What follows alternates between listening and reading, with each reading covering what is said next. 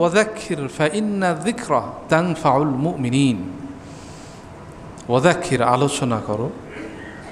এই আলোচনা করা, পরস্পর আলোচনা করা, এতে কি হবে? মুমিনদের কল্যাণে আসবে, উপকারে আসবে।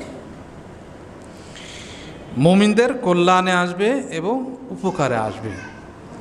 বারবার কোরআন তেলাওয়াত করা, বারবার ওয়াজ নসিহাত শোনা, বারবার ভালো কথা শোনা এবং বারবার আলোচনা করা, এতে ঈমানে শক্তি আসে, পাওয়ার আসে, মজা আসে, আর ইবাদতগুলো পালন করতেও আগ্রহ বৃদ্ধি পায়। এজন্য আলোচনা বারবার করা।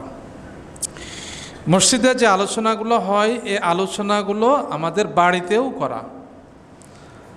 বাড়িতে নারীরা ইসলামী আলোচনা একেবারেই পান না, সীমিত কিছু আলোচনা, ভাষা আলোচনা পান।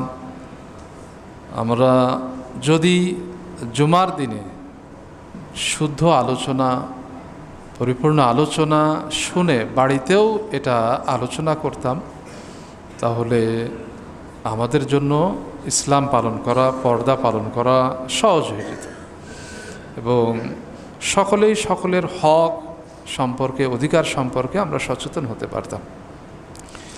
তো আমরা কয়েক জুমা থেকেই বলে আসছি যে আমরা যতটুকু আলোচনা শুনবো, এই আলোচনাগুলো আমরা বাড়িতেও করব ইনশাআল্লাহ। পারবো না? আমরা জানি, তারপরেও আলোচনা করব। এতে অনেক সময় হয় যে ভুলে যাওয়া হয়েছে অথবা মনে নেই, তো আলোচনা করলে সেই জিনিসটা মনে আসে, সেই জিনিসটা আমল করতে ইচ্ছা জাগে। আমরা